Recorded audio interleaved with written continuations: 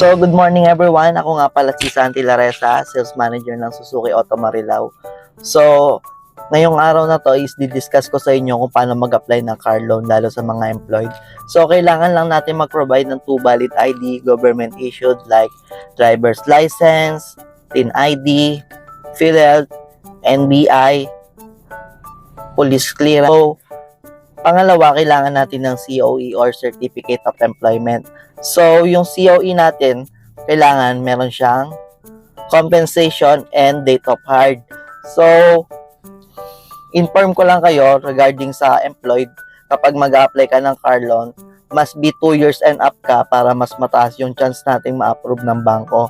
So, yun kasi yung required ng bangko na length of stay. Then, kailangan natin mag-provide ng payslip. 3 months payslip siya with withholding tax. So, yung ibang payslip kasi, napapansin ng mga bangko, wala siyang mga taxes. So, which is hindi siya ina-acknowledge ng bangko. Then, pangatlo is kailangan natin ng ITR 2316 for employed. So, saan niya nare-request? Pwede yan request kay HR, pwede yan request kay accounting. Depende sa company na pinapasukan mo. Kasi minsan, hindi pwedeng dumirect yung empleyado sa accounting para mag-request nito. So, kailangan daan muna sa HR. So, depende yan. Then, isa pa sa kailangan natin dito is yung proof of billing. So, sa proof of billing naman, kahit naman hindi sa inyo nakapangalan mismo yung billing na ipoprovide nyo like Meralco bills, water bills, or internet bills. Hindi yan mahalaga kung sa'yo nakapangalan yan or sa kapatid mo, sa nanay mo, kasi hindi naman kasi lahat totally is nagkakaroon pa ng proof of billing, lalo kung wala ka pa talagang sariling bahay or wala ka pang expenses. So, yun, ang mahalaga lang talaga dyan is kapag nag-provide tayo ng proof of billing, dapat doon ka talaga nakatira din.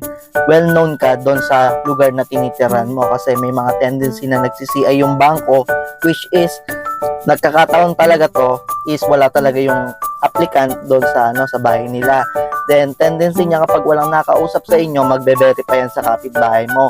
Mas maganda friendly ka kasi kung matapat yan na nag-CI sa kapitbahay mo tapos hindi ka kilala ng kapitbahay mo, pwede rin ma-decline yan kasi nga hindi lalabas dyan sa CI is hindi ka kilala sa lugar na yon. So, hindi ka doon nakatira sa bahay na dineclared natin. So, sa ngayon, eto muna yung itatakald natin. Kung may mga gusto pa kayo malaman, please follow and subscribe sa channel ko. Kung may katanungan kayo, kung may mga gusto kayong malaman, i-discuss natin lahat yan dito. Please follow my YouTube channel. So again, ako nga pala si Santi Laresa, Sales Manager ng Suzuki Auto Marilao. See you again soon. God bless.